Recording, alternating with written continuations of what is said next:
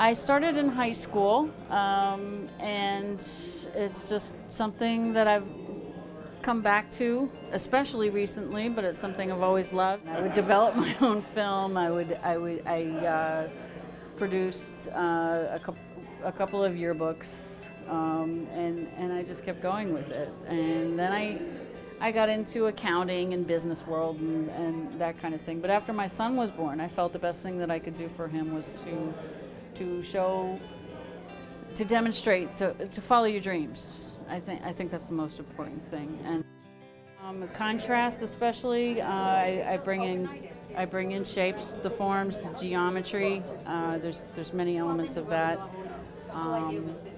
And I like to integrate nature up against man-made things. While she is sculpted, she is again man-made. This is Bathing Beauty. I was struck by her repose, by her how shapely she was, and her subtle roundness against the angles of the architecture behind her, and how calm and serene she was in the middle of the street. Again, it is just a statue, but it was something I, at that point in my life, had aspired to. Being comfortable with myself, with the world, and as we see it with Frank's works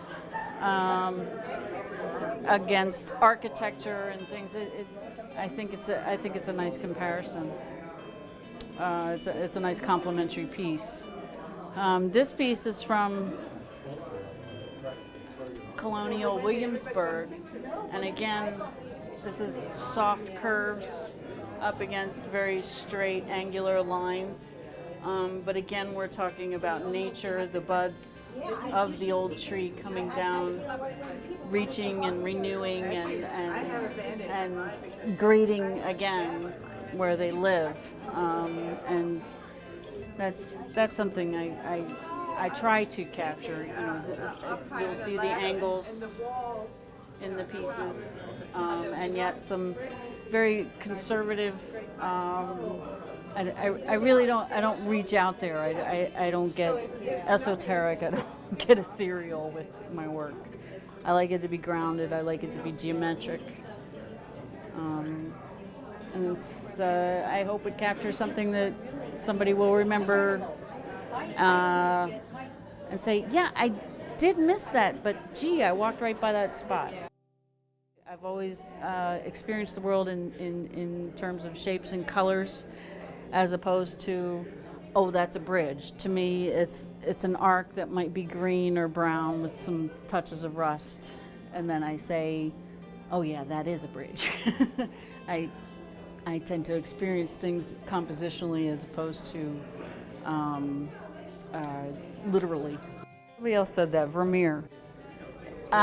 Because it has the blue and the green, and it's got the double entendre almost, and then we also have the light fixture here, and then I made it more grainy, more pixelized. I did not maintain the integrity of the pixels because I thought it gave it extra character that was necessary to help convey the light that was coming through the windows.